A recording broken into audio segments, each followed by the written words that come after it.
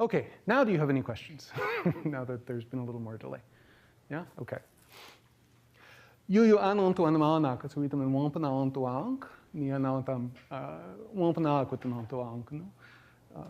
Wampana akui wapsik matana kisantam wampana sipwana, pipinakatantam kanutamana at wachta tankak. Wampana yuak wampani masachuasit, nampiat, kahon musapiat. Nahuchi chakwa konto ankani awaxani wiswankanash. Which I am wash wampana onto ankanat on the skunk, ksi skunk, kahwank moose, ksi moose, kahwank katakni katwankanash on the makasanash, kahwank squaw, kahmonatash ayankani wiswankanash on the mustuk, ka Massachusetts, kahonk kuasit, kah monatas ankatagni ayonkanas. Monatas katamokish wani wampanon toachik, quit wampana chipanoak, non piki kyak kyanak, nihamonchi with non toankano. Jesse Little Dobert, ka Natana Hicks Green Deer. Nanisui katnostank you at MIT at, ka huyu kakutumaka non toank at Witu Tanai Wampana. Onkadagni Wampanak, MIT, Katnastantain, and Tracy Kelly. Ayum Ashapi Ayonk, which Katnastankik Nontuank. Chibanoak, Yuyu Artiao, Wampana Ontuankani Makaisi, Katnastantakmak. Niat Wipiwa Wampana Ontuamak. Okay, so one of the things I was telling you just now was that the language that I was speaking had spent a long period of time, many years, in fact, more than a century, not being spoken at all. So the Wampanoag are engaged in trying to get their language spoken again, but they're fighting an uphill battle because they don't have native speakers to work with. They're having to work their way through documents to try to figure out how their language is spoken. In being an indigenous language of the US that has spent some time not being spoken at all, Wampanoag is not at all unusual. So all of the indigenous languages of America are in some level of danger. UNESCO has a series of classifications for languages, sort of different levels of endangerment for languages, ranging from languages that are vulnerable, that is, languages in which there is some other dominant language around, but there are still children learning to speak the language. That's the sort of least level of concern, all the way down to critically endangered languages. Those are the languages, I don't care that this Mac cannot connect to iCloud, tell me later. Those are the languages in which the youngest speakers are elderly and they don't speak it all that often. And there are these ranges in between having to do with basically how secure the chain of transmission to the next generation for the language is. All of the indigenous languages of this country are somewhere on this list. So they range from the languages that are merely vulnerable all the way down to the critically endangered languages, which is most of them. So most of the indigenous languages of this country are in some level of trouble. Here's a map showing the counties in which, this is census data from 2006 to 2010, showing the counties in which there are numbers of speakers of indigenous languages in different places. You can see there are a few places where there are large numbers of speakers. By far the largest native language in this country is Navajo, which, depending on how you count, has somewhere around 120,000 speakers. The other success stories all have numbers of speakers ranging in the 10 to 20,000. So you can see some of the examples on the map there. You can also see that some of these languages are spoken in discontinuous places. So Cherokee, for example, has two communities where it's spoken, one in Oklahoma and another further in the east. If you know anything about American history, you know why. So this has to do with the Trail of Tears, in which the Cherokee in the early 1830s were compelled to walk about 5,000 miles from their traditional homelands, which were in Tennessee and northern Alabama and northern Georgia, that area, all the way to Oklahoma. Many of them died along the way. So not all of them went, I guess, which is why there are Cherokee speakers in 2 different areas.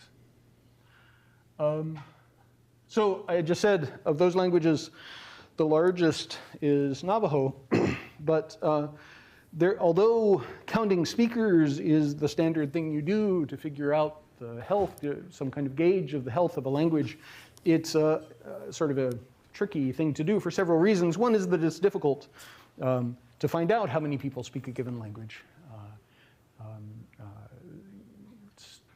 particularly for languages that are indigenous or that are endangered. People have a powerful motivation to sort of want to say that they can speak the language even if they can't. For a lot of these languages, there are also forces in the other direction. So a history of people being punished traditionally, being taken to residential schools and that kind of thing, in attempts to stop them from speaking their indigenous languages have led people to want to lie in the other direction, say that they don't speak a language when in fact they do. All of this makes it hard to count. But however you count, Navajo is definitely the largest. But that doesn't make Navajo safe. So first of all, 120,000, the upper range, if you're guessing how many Navajo speakers there are, is somewhere in the 170,000.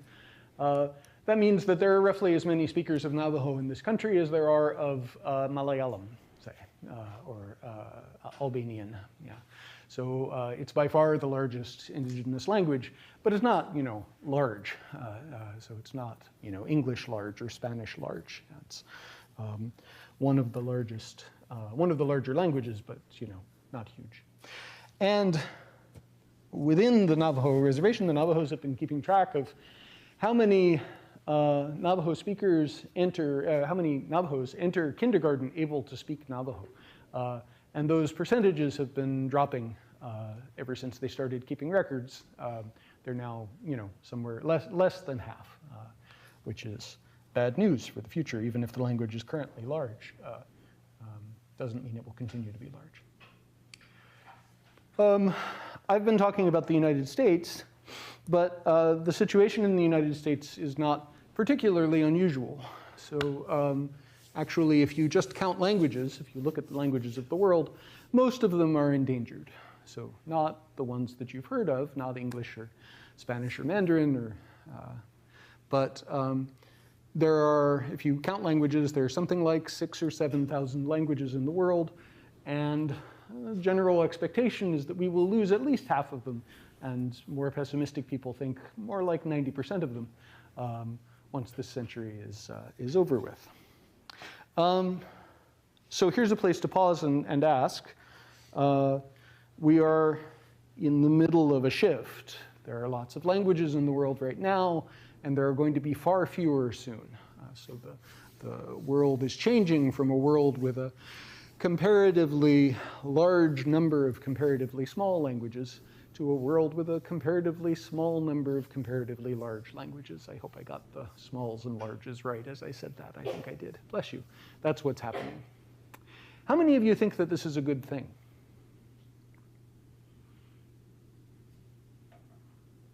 How many of you think that this is a bad thing?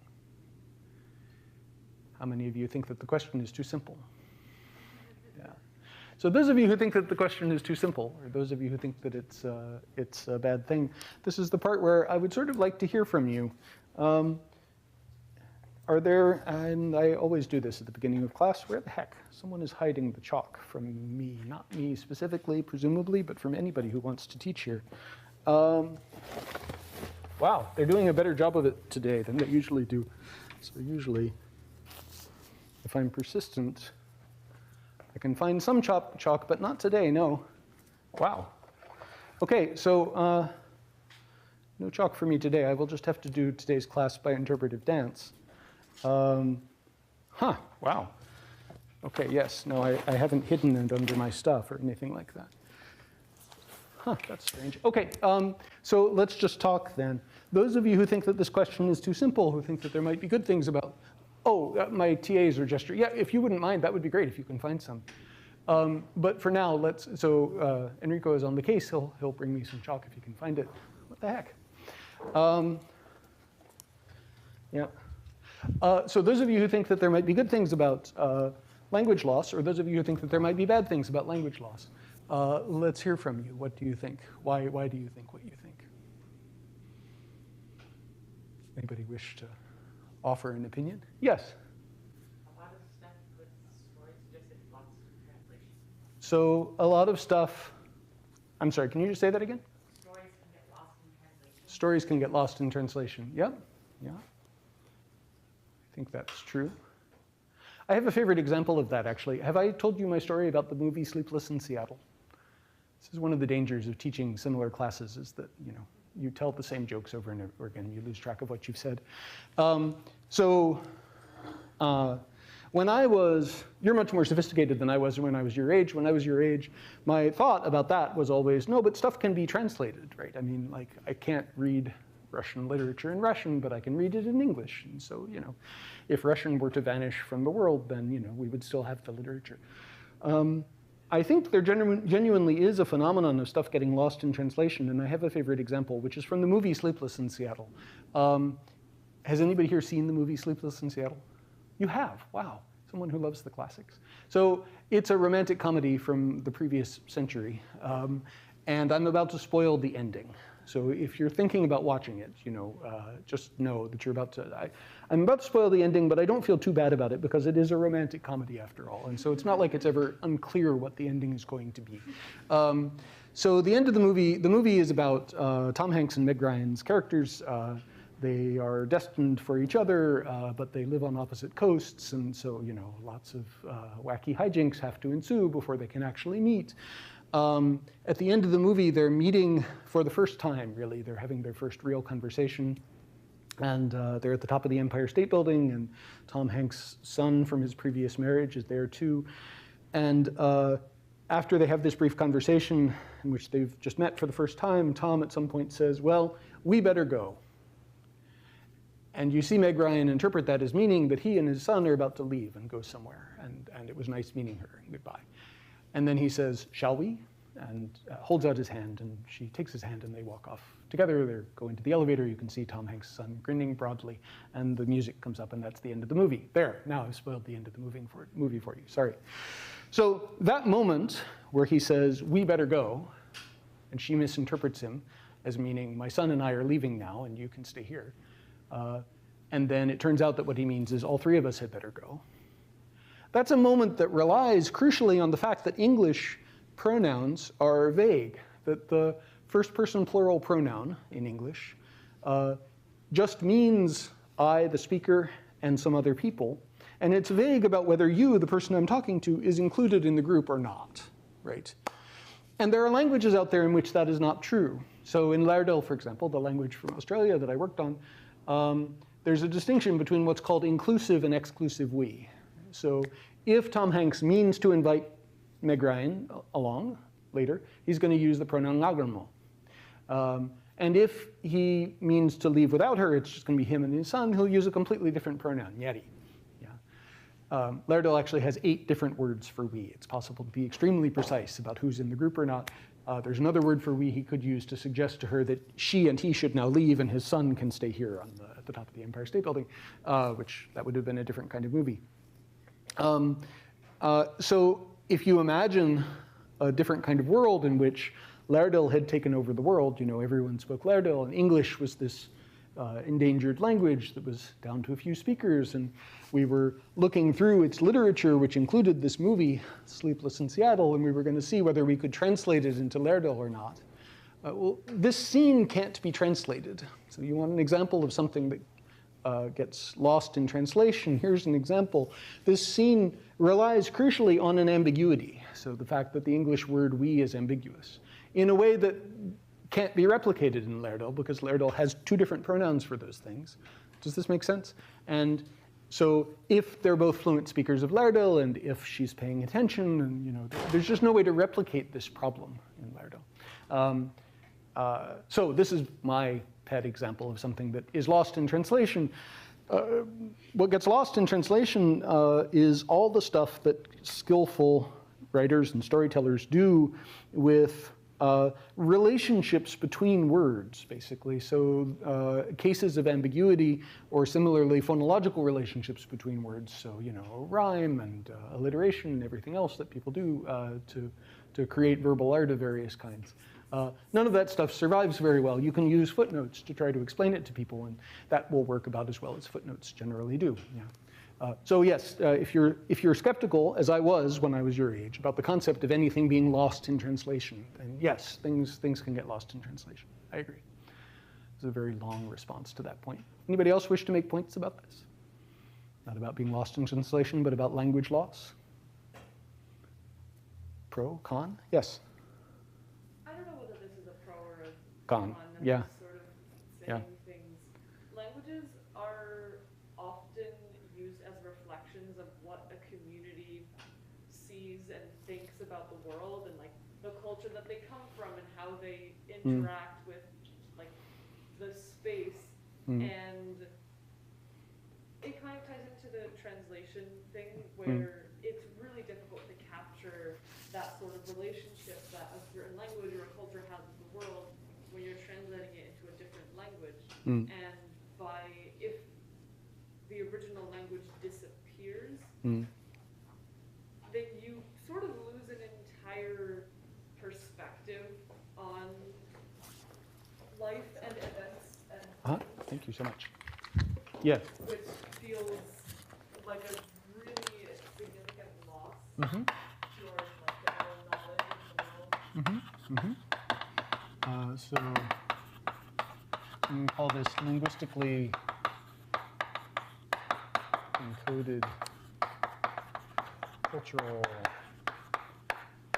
attitudes or something like that. I don't know how to phrase what you just said, which you said so nicely that I don't want to try to put it in a bullet point on this on the board, and yet I feel that I have to.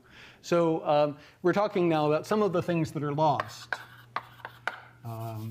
bad things about language death. So we need a nice, neutral term for the phenomenon that we're talking about. So I'll call it language death, which is a nice neutral term, it seems to me. Are there any good things about mass language death that anybody wishes to talk about? Yeah, Raquel? This isn't a good thing about language death. Yeah. It's just like, if there are some situations where if you grow up, I think, speaking like a very niche language that not many people know, Yeah. then you get a lot of chances for like mobility and integration with like a more like, I don't know, potentially like profitable or like helpful like culture for you, like if you wanted to get a job or like go to a city where there's a lot more options for like better like, living situation or something like that. And learning that language and like I guess abandoning your own sort of time being Yep. be a personal choice for you that makes your life better. Yeah, no, that's a very good point, and I should have come up with something to call it other than language death. That's absolutely right. Pretty. So you're talking about one of the primary causes of language endangerment, and you're absolutely right. And in a sense, the fact that there's so much language death going on is a good sign of something that's happening, which is sort of economic mobility. That is, you're absolutely right that it is the case that people end up losing their traditional languages in part because their traditional languages are associated with an economically depressed area, and there's another language that's associated with economic opportunity. And so people end up switching to the language that's associated with economic opportunity. So that, am I parodying your point? I think that's the point you were making, which I think is a good one. That is something that happens. Yeah. I think to some degree, like the issue that some of us are having with this is not like whether or not it's good or bad that a language dies, but the method at which this is accomplished. Yeah. Because like I think it's not unfair to say that languages kind of function on natural selection. Like if there's no reason to speak this language anymore, there would be no advantage to know this language other than, oh, it's cool that I know this language and can speak it with basically no one. Yeah. It's going to fall out. Like whether or not this is like my choice because like a culture just decided to adapt and assimilate with others, or whether this is by force because they were put in a situation where their language would have no choice proliferate. I feel like that's kind of the Right. I'm going to put this in the good column because what you're doing is talking about ways in which perhaps we shouldn't be so upset. And you just raised a good point too, which I want to amplify a little bit. There are cases in which languages are endangered because there was another group that deliberately attempted to destroy them, right? So that's, I sort of alluded to that earlier. So we've had this series of blood-curdling discoveries about residential schools, lots of graves of children at these schools where indigenous children were sent in order to make them civilized. And this is not ancient history, so there are still people alive today who are survivors of these schools. And tell these awful stories about being punished for speaking their native languages.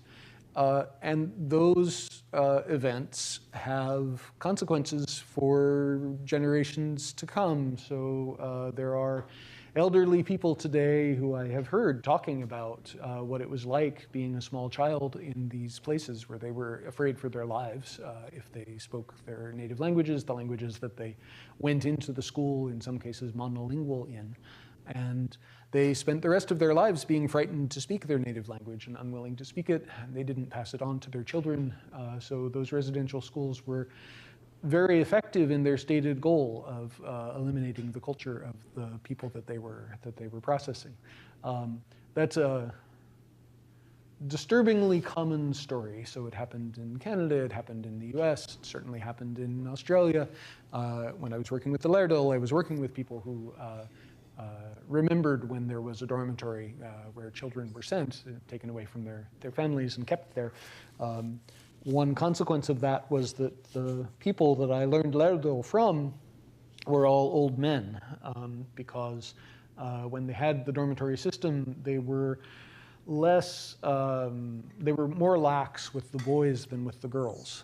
Girls, perhaps some of you have heard people say this, girls are, delicate and need to be protected, in this case from their families. And so the girls were kept under lock and key and never allowed to go home. The boys were allowed to go home sometimes, and so they learned some Laerdal. The women of that generation were guarded more closely than that. So that's one extreme.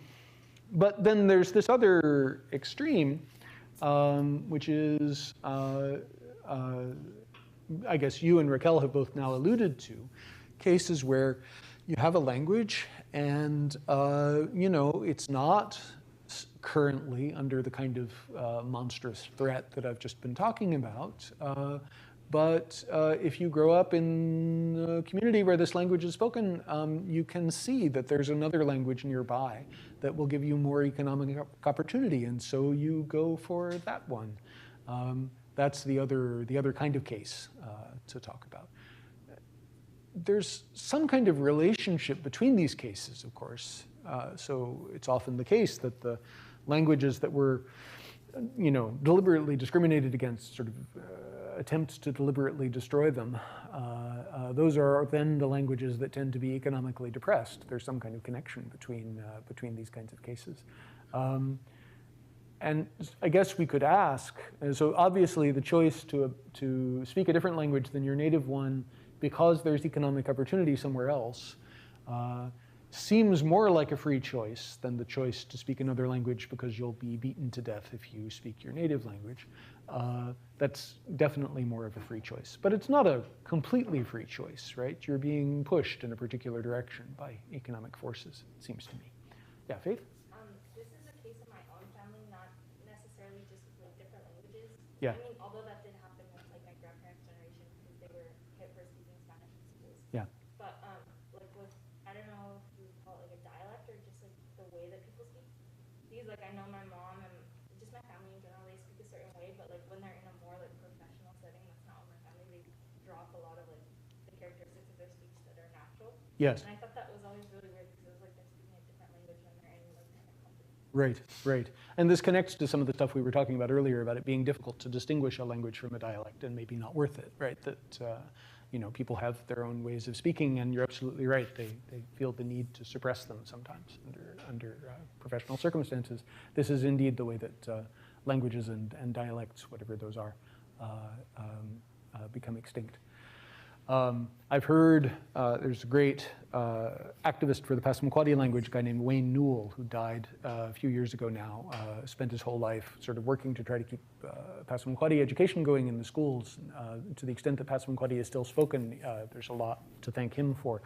I once heard him give a speech in which he said that he could remember as a child a time when, and so when he was a child, it would have been like in the 40s, I guess, or the 50s, when, so Passamaquoddy is spoken in northeastern Maine. He said he can remember as a child a time when racism directed at the Passamaquoddy was so bad that there was never any hope of Passamaquoddy people getting a job in the English-speaking world. So Passamaquoddy children were used as farm labor, so they picked potatoes. So there was agricultural work for some kinds of people. But getting an office job in which you needed to be able to speak English, that was just not in the cards for anybody from that generation. And he said, now there's still racism directed at the Passamaquoddy, but it's nowhere near as bad. And it is possible for Passamaquoddy to become, nurses and teachers and, work in grocery stores and so on. He said, which is obviously a good thing, but the perverse fact is that when the racism was worse, there was a kind of protection for their language. Nobody was impelled to think, oh, if I speak English better, I'll get a good job. You weren't going to get a good job. It wasn't in the cards for you if you were Passamaquoddy. So that force was never in play. And he was saying, and now it is, thanks to something which is clearly a good thing, which is that Passamaquoddy people have the choice of a certain kind of economic freedom that their elders might not have had. Y'all are making good points. Anybody else wish to make a good point? Yeah. Does that 50 to 90% account for the possibility of dialectal divergence and dialects becoming new languages to fill the spaces? So one of the reasons that, I say approximately 6,000 languages, and then I say 50 to 90%, there are lots of reasons. One is that, as I said before, counting languages is kind of a fool's game, like it's unclear what counts as a language. And another just has to do with how optimistic or pessimistic you are. I think the people who are making these numbers are not thinking about the generation of new languages, so further dialectal divergence. And to be fair to those people, I think that's happening at a much slower rate than the rate at which languages are becoming extinct. I guess another thing to say about that is that dialectal divergence and the creation of new languages, it is indeed happening. There are even examples where we have it on videotape. For reasons of the calendar, I ended up having to get rid of something, get rid of some topic to talk about, and I decided to get rid of signed languages. So I was going to do a day on signed languages, and I had to take that out. One of the things I would have told you about is the creation of Nicaraguan Sign Language, which is indeed a new language. It was created in Nicaragua, hence the name, when the Sandinistas took over. So there was a revolution in Nicaragua, and for the first time there were schools for the deaf. So prior to that, deaf people, stayed at home and did what's sometimes called home signs. So they would develop sign languages of their own, interacting with the hearing people who were around them. When schools for the deaf were first created, you suddenly had all these deaf people in one place. And there's video of this happening. They sort of created a language. So Nicaraguan Sign was a new language that was created in the 1980s, and people saw it happen. So there are cases of new languages coming into existence, but it's happening a lot less quickly than language deaf. Yeah, no, that's right. Are there points people wish to make about this?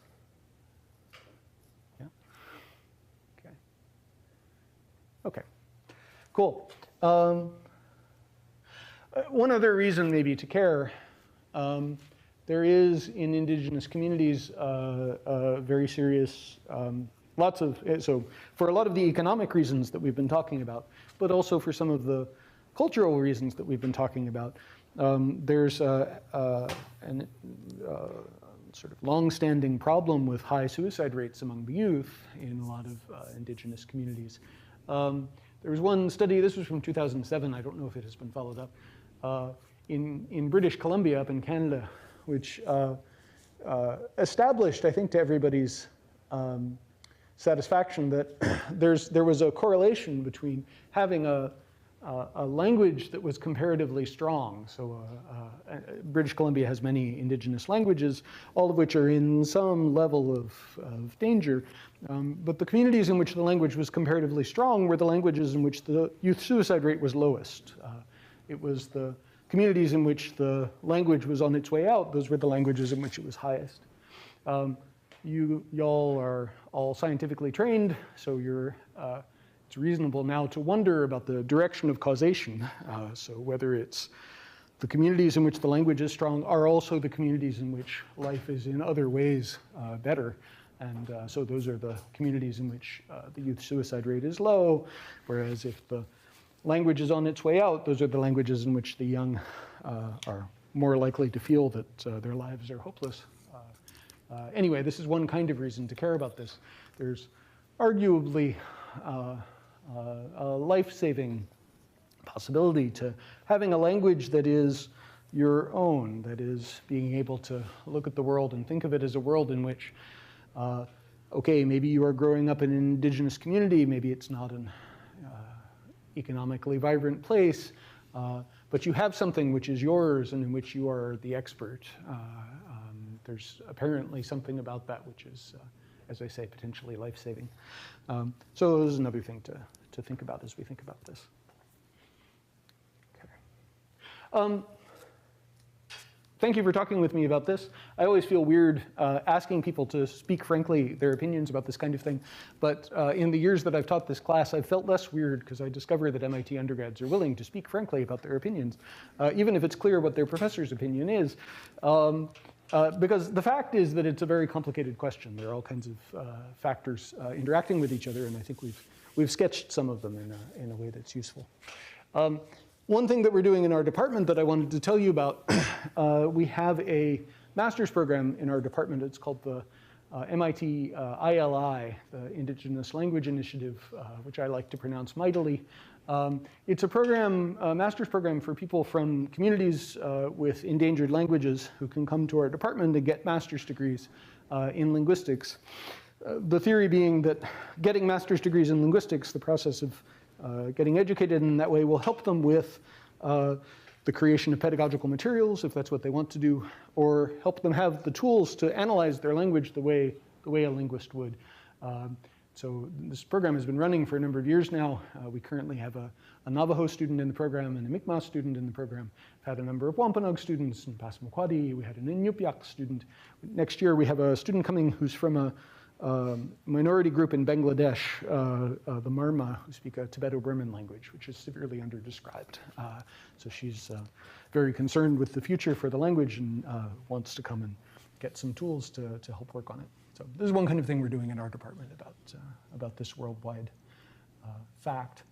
I guess one of the reasons that I like to spend today talking about this in this class is that when I tell people, I have had this experience that I tell people that there are many endangered languages, and the reaction I sometimes get is surprise. People will say, oh, I've heard of endangered species, but I didn't know there were endangered languages. So I didn't want any of you to come out of this class being like that. So all of you should know there are many endangered languages, in fact, most of them. Shifting gears, I started this class by talking to you for a little bit in Wampanoag. And I wanted to tell you a little bit about how that work has gone, like why I think I know how to pronounce Wampanoag words, even though we have no audio tape of native speakers pronouncing it. The big sources for Wampanoag, there is a Bible translation into Wampanoag. It is the first Bible that was ever published in this hemisphere. So Wampanoag Bible was published in Cambridge. First edition was in 1663, and then we work with the second edition, which is from 1685. There's a colleague of mine here at MIT tells me she has a friend at the Smithsonian who is sometimes called on to supply Bibles for swearing-in ceremonies. Like, you know, when the president is sworn in, they want the president to swear the oath of office on a Bible. And the Smithsonian is sometimes contacted to provide, you know, the Bible that President Lincoln used or something like that. And they are sometimes asked for the first Bible published in the US. They always are like, no, you don't want that, believe me, because it's this one. It was translated by John Eliot, who was a missionary from England who came here in the 1600s, who translated the Bible as part of an effort to convert the Wampanoag to Christianity. It was an effort that was successful in a lot of ways. They created a lot of Christian Wampanoag. There's a lot of documentation of the whole process, including these sort of lists of the questions that they got asked as they were trying to spread Christianity to the Wampanoag. One of the questions I remember was whether Jesus Christ had been baptized by full immersion or by sprinkling. I don't know why they wanted to know that. Another was why, if baptism cleanses people of sin, when we baptize our children, they asked, why do our children begin to sin again after they have been baptized? Like why? And sometimes immediately after they have been baptized. We don't have any record of the answers to these questions, but the questions are kind of interesting. Another question that they got asked over and over again was whether God, if the Wampanoag were to switch to worshiping God, whether God would protect them from the plague. So the Wampanoag were suffering from communicable diseases that were brought over by the colonists inadvertently, which wiped out, it's another one of these sort of large range of possible percentages of the Wampanoag, but there were entire towns that were wiped out completely.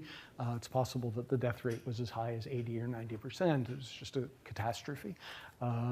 The Wampanoag weren't savages. They had, an understanding of medicine that was at least as sophisticated as that of the Pilgrims in the 1600s, which is to say, not all that sophisticated, but they knew some stuff, right, about how to treat people who were sick. And all of it was useless, right, because they didn't have any immunity to what they were up against. So one very frequent question in these lists of questions is, will God save our lives? Will he protect us from the plague? And as I say, we don't have any record of the answers. And I wish I knew what they were told when they said that. The Eliot Bible is a really interesting document. I have been reading it very slowly and carefully for years now, trying to put the language back together. It's also a document in which Eliot is clearly attempting not only to spread Christianity, but to sort of suppress the existing religious beliefs. This is one verse that kind of highlights that for me. This is a verse from the book of Exodus, so 22:18. If you're familiar with the Old Testament, it includes a lot of sort of confrontations between the priests of the one true God and then, priests of other religions that were there, that were in the Middle East at the time, in which, the priests of the one true God show that their God is more powerful than the other gods around there. This is kind of a recurring theme. The priests of the other gods are sometimes called priests, but they're often called other kinds of things. They're called like witches or wizards or, whatever. This is one of the verses that sort of exemplifies the attitude you're supposed to have toward these people. You should kill them, right? So, thou shalt not suffer a witch to live, or in Wampanoag, that's Pamontamwahik kan pawao. That last word, pawao, is actually the origin of the English word powwow. It refers to a person who was responsible for religious ceremony in Wampanoag, so traditional religious ceremony. When that word was first borrowed into English, it meant what it means in Wampanoag. So the earliest English citations of the word powwow are all about, the powwows were getting together and doing their ceremonies. It refers to these people who were doing traditional ceremonies, people who today are sometimes called pipe carriers. So that's what this verse means. It means you should kill the powwows, the people who do your traditional religions.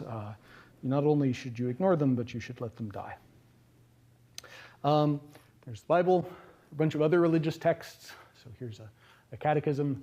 There's a Wampanoag version of the Lord's Prayer and a bunch of questions and answers, which include things like, why is God called? Here's the first one. Why is God called a father? Well, because he created us and all people. And other texts. Eliot created a logic textbook in Wampanoag.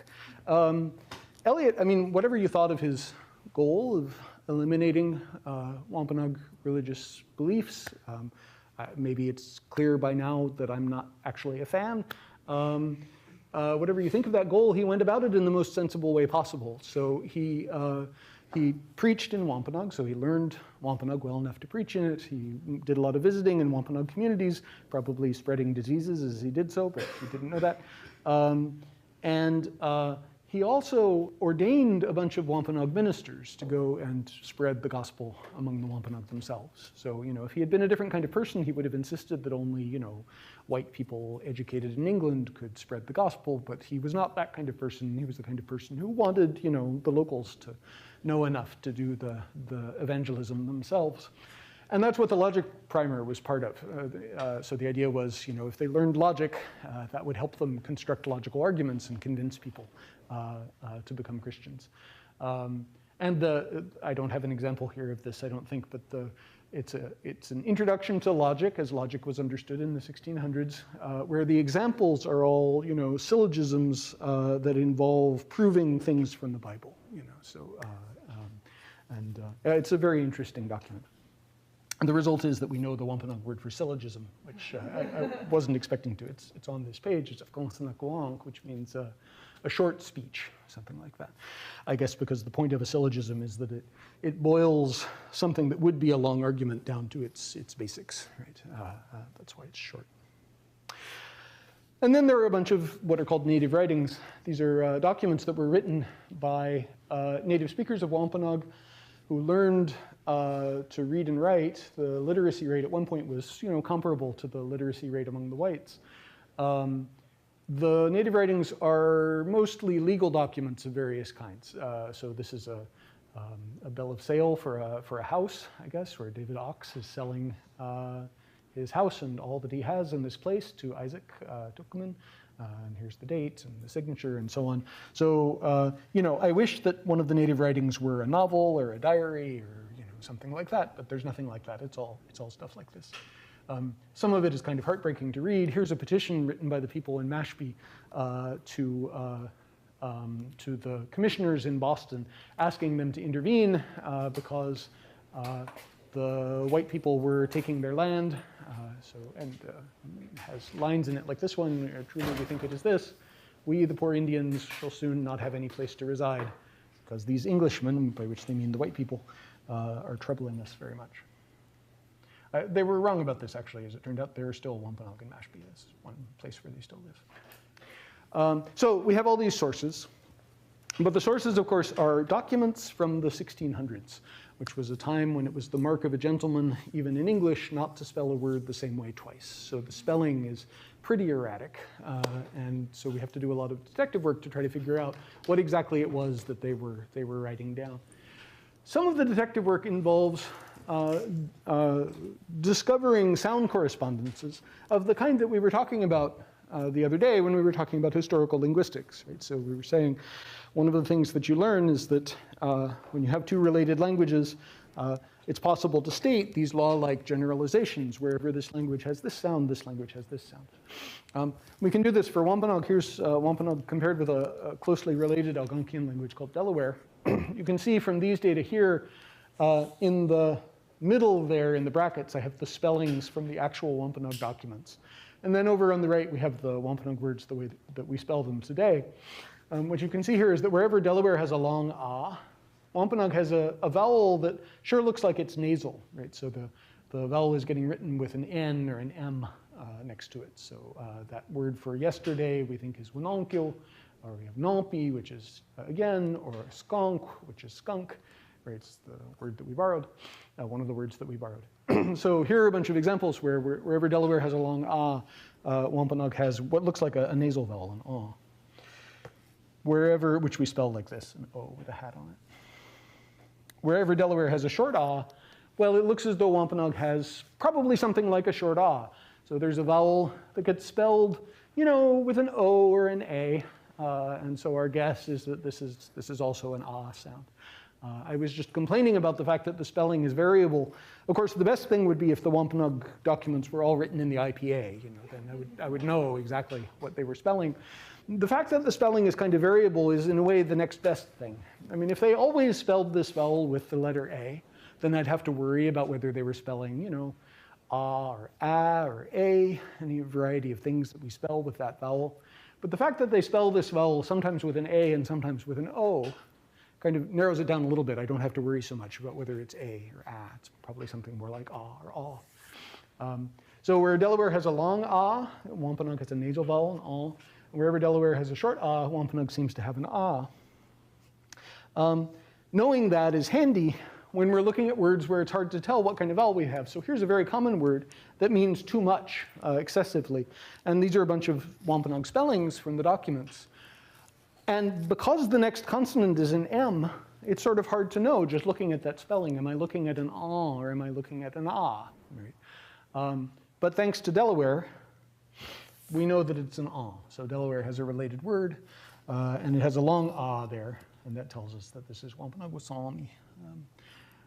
And being able to figure things out like that then helps us, figure more things out about how their spelling system works.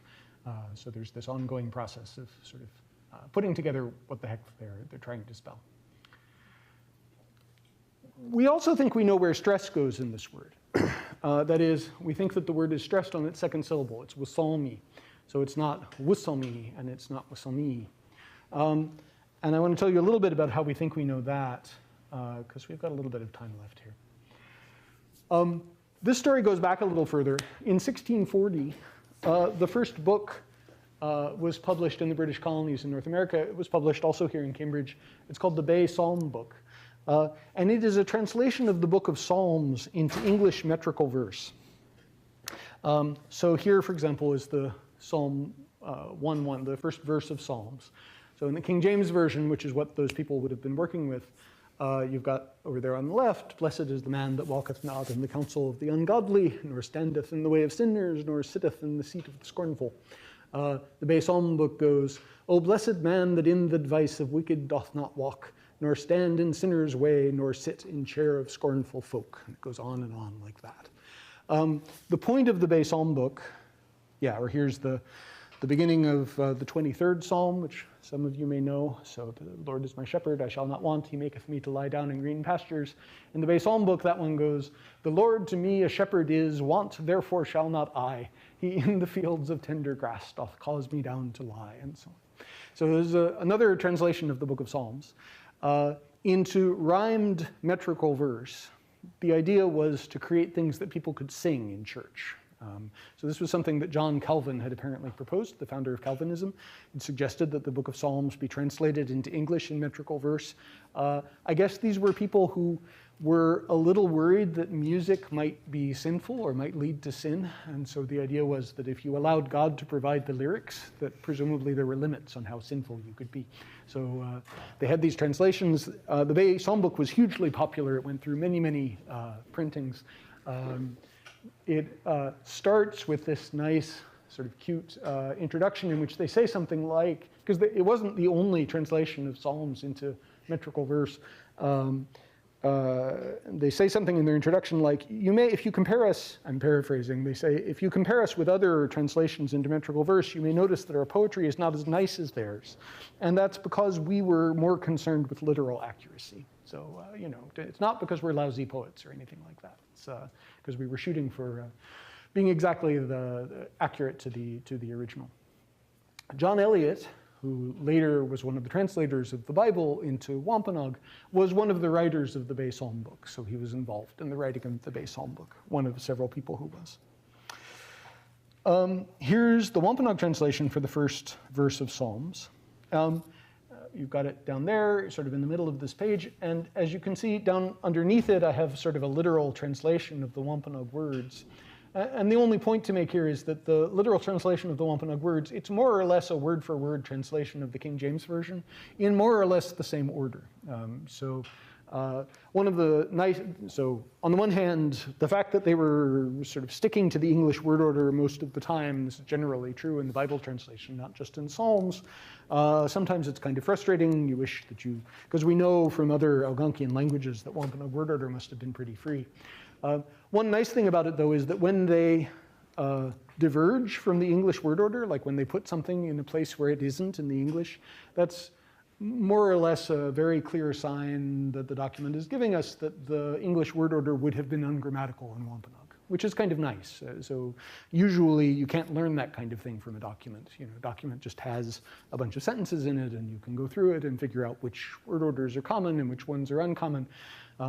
In this kind of case, whenever Wampanoag doesn't do the English word order, the document is actually telling us, you know, the English word order would have been bad, which is kind of nice. So this is the Wampanoag translation. But at the end of the Bible, there's another Wampanoag translation. I'll just read it to you. It goes, "Machi wananamal masin nahaong machak, machit watanaongkanat machit washkitompak," and so on and so on. It's another metrical translation of the Book of Psalms. Using the same rules, it's sort of alternating long and short lines, 8-syllable and 6-syllable lines, with the 6-syllable lines rhyming with each other and the 8-syllable lines not. And it you know, deviates from the English word order very, very seriously, and changes all kinds of things. So, you know, when I first discovered this, you know, I was looking through the Bible and I found this translation. I was like, oh, this looks like poetry. What is this? And I was like, oh, it rhymes, hot dog. And I thought, oh, cool, I'm going to learn something about how stress worked. You know, how do you know whether to say, you know, the word for too much, I think now it's wasalmi, with stress on the second syllable. How do I know that? How do I know it's not stress on the first syllable or the third? Eliot also wrote in English a grammar of Wampanoag, in which he sort of laid out the principles of the grammar of Wampanoag very sensibly, actually. It's a really nice document. He talks about a lot of things. And one of the things he says very early on is, I'm going to indicate stress, because it's very important to put the stress in the right places in the words if you want to be understood. And he gives one example, the word for dog. He says the word for dog is stressed on its second syllable. It's anum. And then he never mentions stress again or indicates it anywhere else. And I could just kill him, except he's dead.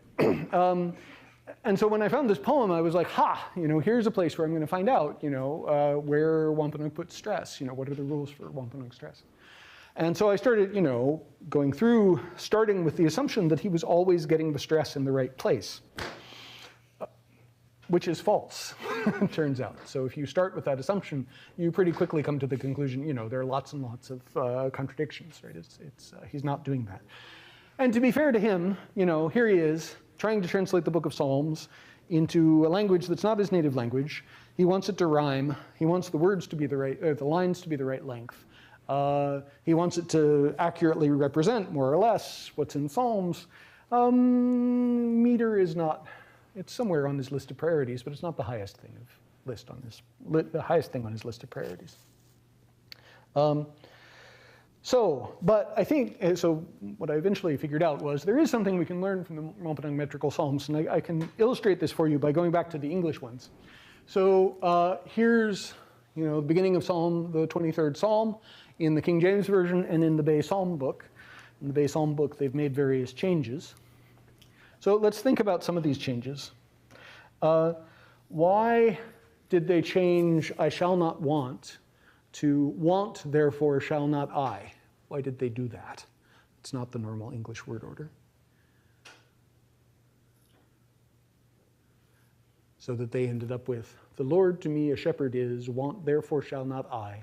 He in the folds of tender grass doth cause me down to lie." Why did they want to change the order in that second line? Yeah, Joseph? That's to do with the positioning of the stress in the word so that it fits a poetic meter. Well, so they do that sometimes. In this particular case, there's something simpler that they're doing. Yeah? It's just I rhymes with lie. Yeah, they're setting up a rhyme, right? So they looked at the line and they wanted two things that would end in the same sound, and they decided on I and lie. That's it exactly, right? So for this pair. There's another place, though, where they do the kind of thing that Joseph is talking about. So, "He leadeth me beside the still waters." They changed that to "waters calm me gently leads," which has all kinds of entertaining properties. But one of them is that the adjective calm comes after the noun waters, right? Why did they say "to waters calm me gently leads"? Why didn't they say "to calm waters me gently leads"? And now we get to recycle Joseph's answer, right? So, "to waters calm," you get to put stress on the second and fourth syllables of that. Stress in English, waters, goes on the first syllable, yeah? And then you got to stress on calm. If it were "to calm waters," Well, then you'd have stress on the second and third syllables, to calm waters. Does that make sense? So if you're trying to get a line in which you have alternating stresses, which is what he's doing, he wants the stresses to be on the even-numbered beats, then changing the order of the adjective and the noun makes sense. That's what you're shooting for. Does that make sense? That's what they're doing here. So I hope it makes sense, because what I ended up doing was looking for things like that in Wampanoag, and I'll show you an example of what I found, and then I'll let you go. Here's an example from the King James Version. From the 22:16, dogs have compassed me, the assembly of the wicked have enclosed me, they pierced my hands and my feet. And I'm bold-facing that because I want you to pay attention to it. Here's the non-poetic Wampanoag translation of that, which is more or less a word-for-word translation of the English. There's dog again, anum in the plural, anumwak in the first line. So dogs have compassed me, and that means encircled me. The assembly of the wicked have enclosed me. They pierced my hands and my feet. And that Wampanoag line ends with the Wampanoag words for my hands and my feet. But in the poetic translation, they changed it to my feet and my hands. Why did they do that? Well, they didn't do it to set up a rhyme, because the rhyming lines are the second and the fourth lines. And the first and the third lines don't rhyme with each other. It's the short lines that rhyme with each other. So, hypothesis, they wanted them in that order in order to get the stresses in the right place. So if you imagine that the stresses go on the even syllables, there was something that he liked better about nasitash kach nanachi kash, which is my feet and my hands. He preferred that to nanachi kash kach nasitash. Right? So that's, if you put stresses on the even syllables, that's where they would go. The word for my hands, that gets the same stress in either of those possibilities. So this is just comparing my feet and my hands with my hands and my feet, right? And we're asking, where would stresses go in those two versions of the line? In the word for my hands, which is nanachikash, the stress is going in the same places in both of those versions of the line. So we can't learn anything about that word, where stress goes in that word, by this choice, right? It doesn't matter which of those things he did, he would have stress in the same place in the word for my hands. But in the word for my feet, what he's doing is choosing between nasitash, stress on the second syllable, and nasitash, stress on the first and third syllables. And he's choosing stress on the second syllable. So, hypothesis, this is teaching us that stress actually goes on the second syllable of my feet, nasitash. So, if you are crazy enough to read the poetic version of the Wampanoag Psalms, line by line, looking for verses where the word order has been changed in a way that doesn't help with setting up a rhyme, looking for things like this, then you end up with a list of words where you have a guess about where stress goes. And if you look at all of those words, and I am in fact crazy enough to do that, I did it, you end up with a set of words for which you know where stress goes, and you can develop a theory of where it goes. Turns out the rules for Wampanoag stress are quite similar to the rules for stress in Delaware, which is the language I was showing you earlier. It's the kind of thing we could have hoped was true, but it's nice to see that it actually is true. I'll show you one more slide, and then I'll let you go. Wampanoag is a polysynthetic language. Here's a letter from Experience Mayhew, who was another missionary who grew up on Martha's Vineyard. He was the child of missionaries. He grew up on Martha's Vineyard, by his own account, bilingual in English and Wampanoag. We have one letter from him to a friend who had asked him various questions about the language. He begins his reply by apologizing for being slow to respond to the other guy's letter because several members of his family, including I think his wife and several of his children, had died from the plague. And he's like, so I'm sorry, I've been busy.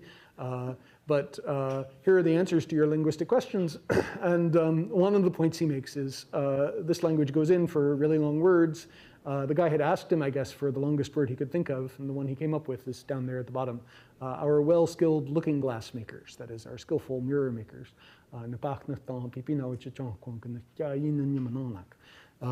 So yeah, it's an extremely polysynthetic language. There's the breakdown for that word. Questions about Wampanoag or endangered languages or any of this stuff? Okay. All right, this is probably a good place for us to stop, so let's stop here.